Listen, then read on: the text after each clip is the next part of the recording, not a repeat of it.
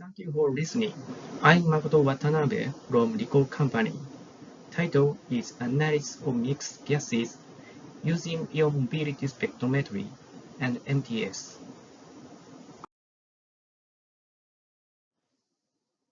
This is the outline of my presentation. First, I talk about the introduction. Second, I discuss the initial activities in technology development. Third, I cover the experiment. Fourth, I'll present the result. Fifth, I talk about the discussion. Finally, I'll conclude with a summary.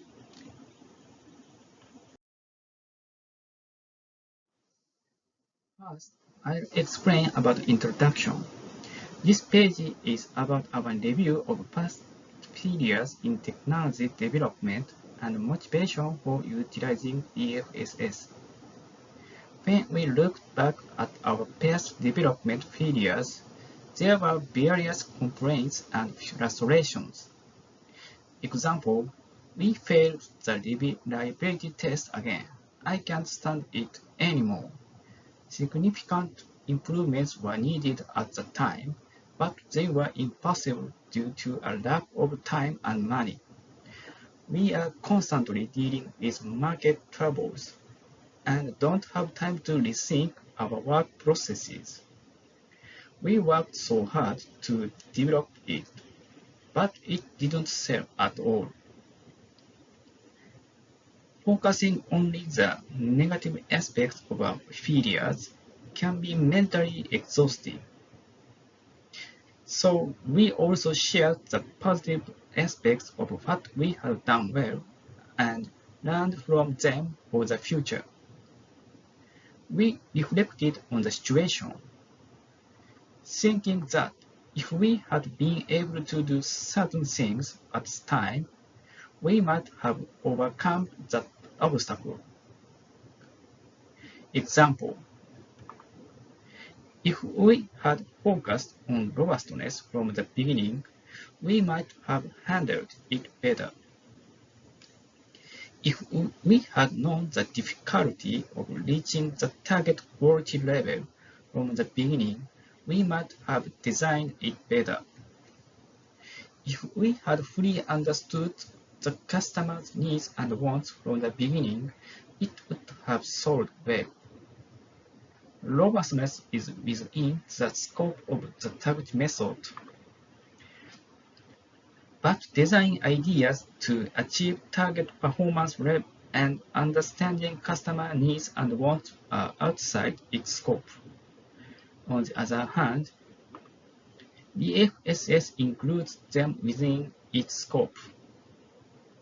Therefore, we utilize DFSS with target method.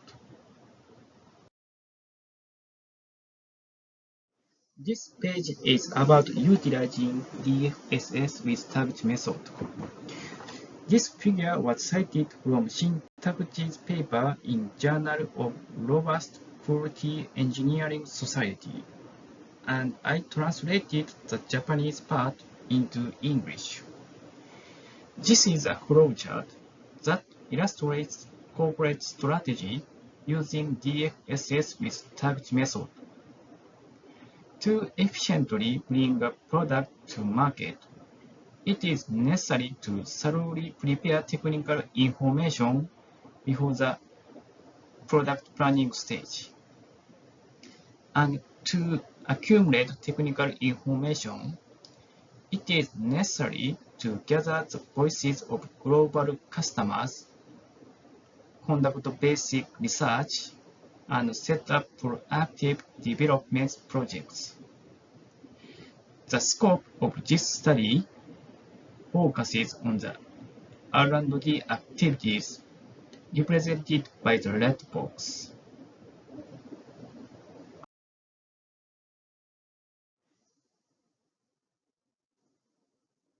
Next, I'll explain about the initial activities in technology development. This page and next page are about the effective utilization of core technology. I briefly introduce the microelectromechanical systems, abbreviated as MEMS technology. MEMS technology involves the fabrication of mechanical elements, actuators, sensors, and electronic circuits is micron-level structures on a semiconductor silicon substrate. MEMS is our core technology. This figure is an SEM image of a two-dimensional MEMS mirror array device formed on a silicon substrate using surface micromachining technology.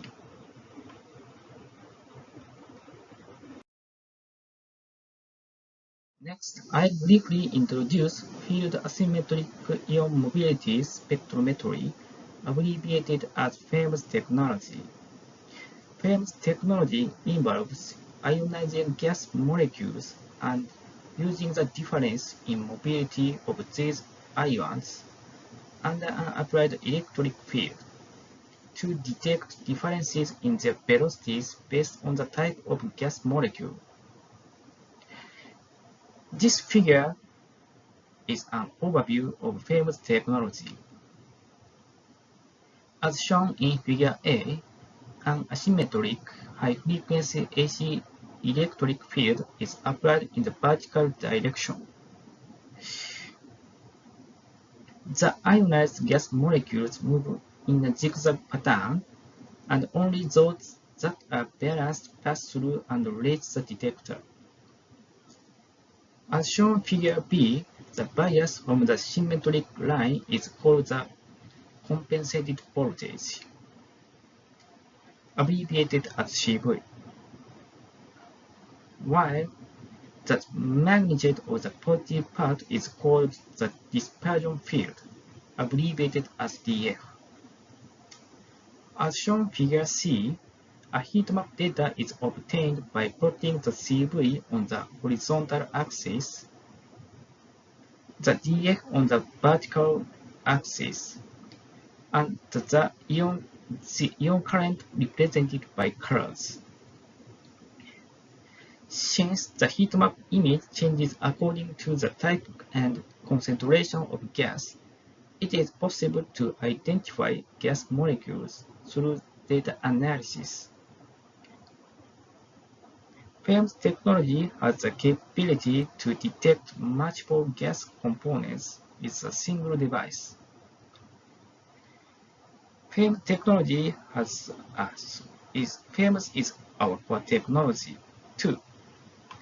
We refer to the technology that combines MEMS and FAMES as micro-FAMES. The filter section through which the ionized gas molecules pass to reach the detector, as shown in Figure A, is formed using micromachining technology. The device has significantly miniaturized from the conventional desktop-sized equipment. As a result, it can be attached to other devices or easily carried to different measurement locations.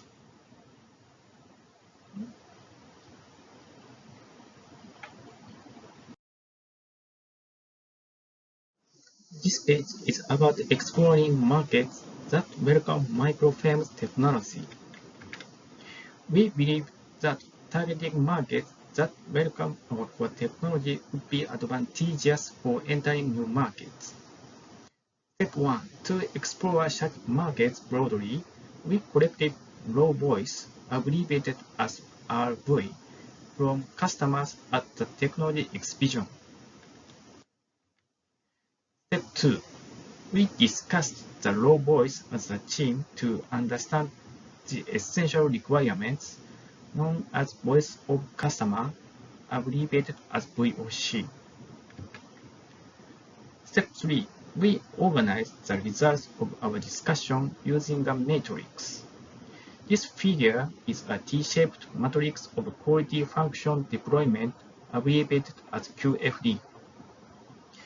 Through the VOC, the connection between the functions and features of core technology and the markets and application scenarios can be instantly recognized. Step 4. We set the targeting markets and application scenarios after thorough discussion and mutual agreement among the team.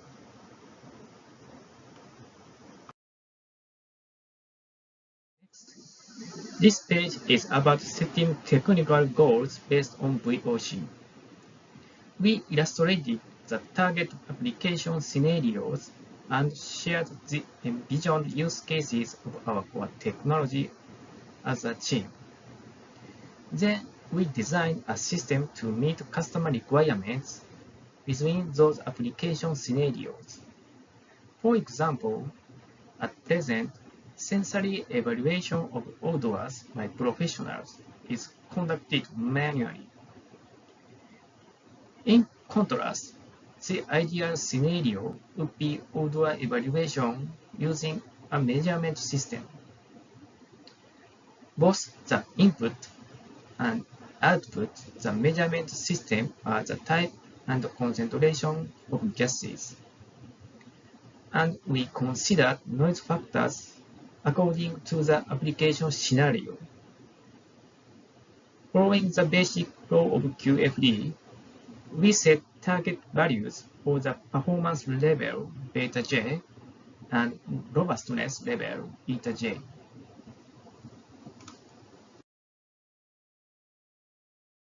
Next, I'll explain about experiment. This page is about purpose and plan of experiment. Purpose of experiment.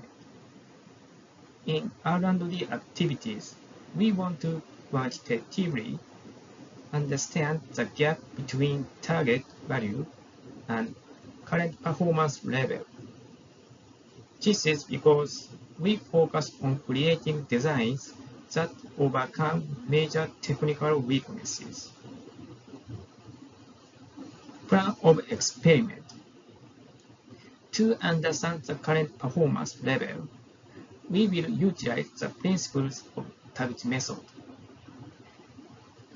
generic function, functional evaluation, T method, etc.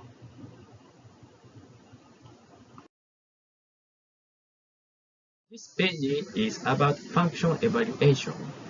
This figure is a system diagram for microfilm system. It is simply represented by two systems. Subsystem 1 is a microfilm sensor unit, and subsystem 2 is the unit where data analysis is performed using AI and statistics. We will prioritize making subsystem 1 robust and optimize subsystem 2 afterward. This approach was taken because we believe that once the ion current signal output from the subsystem 1 is made robust, we can then optimize subsystem 2. The control factors were set to sizes of the sensor's filter section. We didn't use an orthogonal array because the level condition of the control factors that could guarantee the operation of the microfilms were unknown in the early stages of the experiment. We knew that environmental humidity was one of the major sources of variation, and that adjusting the absolute humidity levels was relatively easy. Therefore, we actively utilize it as a noise factor.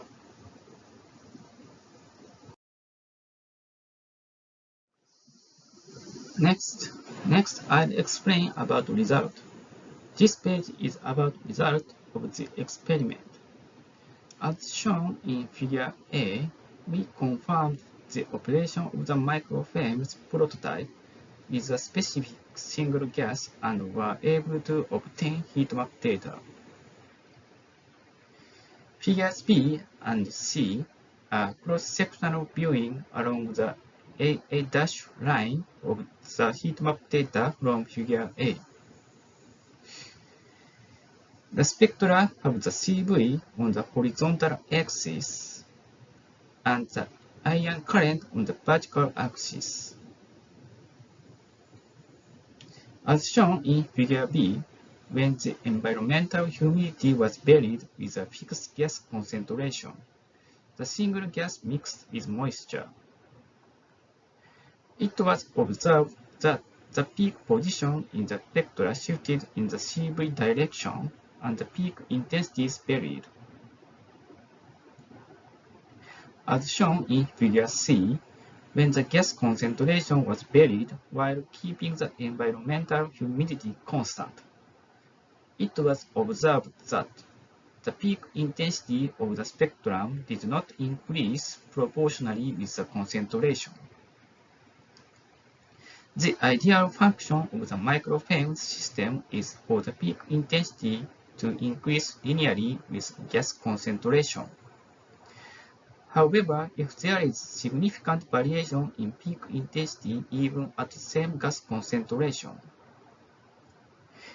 it is not possible to accurately assess the linearity between gas concentration and peak intensity. Therefore, before evaluating this linearity, we decided to assess the stability of the peak intensity at the same concentration. Next, I'll explain about discussion. This page is about single-to-noise ratio of heat map data. The table shows the ion current data when the gas concentration is kept constant and the levels of absolute humidity are varied. It was expected that the peak signal would vary more as the environmental humidity increased. Therefore, we set the condition with a minimum absolute humidity as the standard condition and designated that sample number as N0. The ion current data for N0 was designated as signal M. And the signal-to-noise ratio eta1 for sample N1 was calculated using the standardized signal-to-noise ratio as shown below. The signal-to-noise ratio for samples N2 and beyond were calculated using the same procedure. With a total signal-to-noise ratio calculated using 36,000 data points, the differences between the levels of control factors became less apparent. As a result, it was difficult to devise new systems or control factors that would lead to robustness. To solve this problem, we utilized the causality search T method, abbreviated as the CST method, proposed by Tetsuo Hosokawa from RICOH company. This approach involves understanding the improvement mechanism through intermediate characteristics between the control factors and the objective characteristics, and devising new systems or control factors.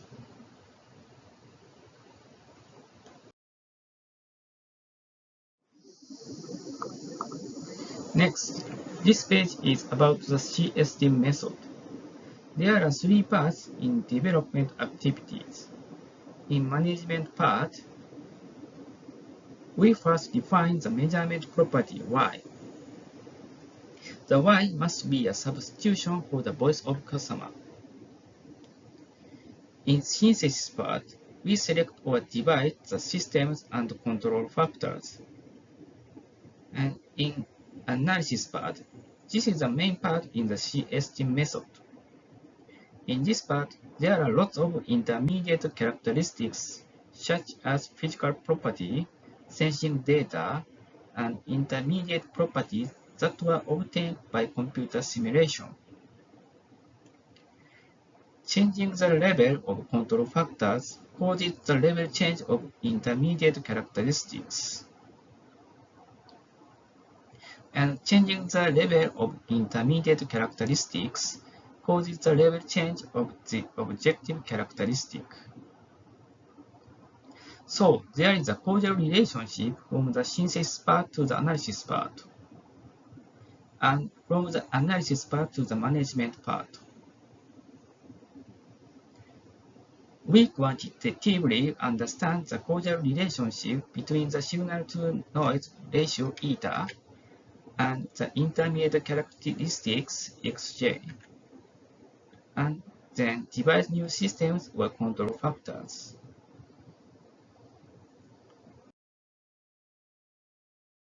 This page is about utilization of intermediate variables w and x for the CST method.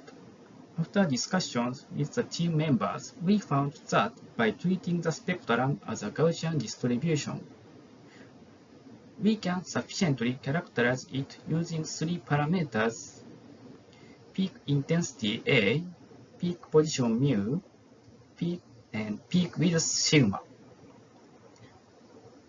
300 data points were compressed into three parameters. The three plots on the right show the three parameters calculated for 120 DF points. The plots for the standard condition are represented by solid lines, while the plots for increased environmental humidity are shown with dashed lines. The table below the figures show the data for these three parameters and their standardized signal-to-noise ratios. We designed the three parameters A, mu, and sigma as intermediate characteristics W, and the standardized signal-to-noise ratio for each W as intermediate characteristics X.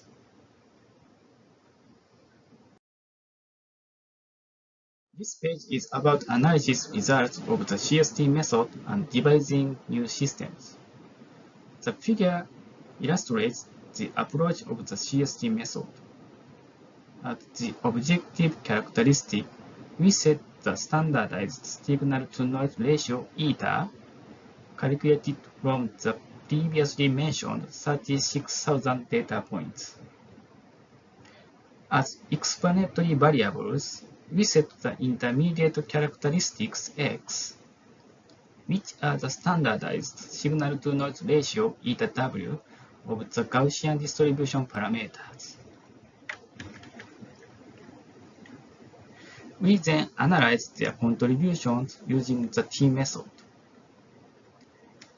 The results of the item selection using the T method are shown in the right figure. The parameter that contributes the most to the estimation accuracy of eta is eta A, followed by eta mu. Eta sigma seems negligible. From this result, it was determined that the variation in the peak intensity of the ion current has a significant impact on eta. Next, we used eta A as the objective characteristic and analyzed the contribution of the ion current peak intensity at the 120 data points as explanatory variables. The results of the item selection using the T method are shown in the left figure. It was found that the variation in the ion current peak intensity at DF points 1 to 3 contributes to eta A. Through the analysis so far, we understood the ion current peak intensity at the specific DF points that need to be stabilized in order to enhance eta.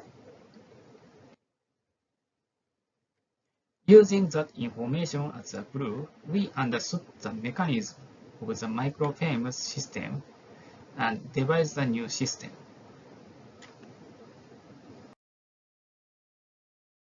This page is summary. In our R&D activities, we utilized DFSS with the Taguchi method to create value for customers, set development goals, and develop new systems. We discussed and organized the VOC collected at the Technology Exhibition to explore markets that welcome our odor sensor system. We determined the technical goals based on the VOC. To clarify the gap between the target values and the current performance of our odor sensor system, we conducted a functional evaluation by actively using noise factors. When there were many data points, we devised new intermediate variables and analyzed them using the CST method to better understand the improvement mechanism for enhancing the robustness of our odor sensor system. We were able to devise new systems and control factors to improve robustness. Thank you for your attention. Please feel free to ask any questions.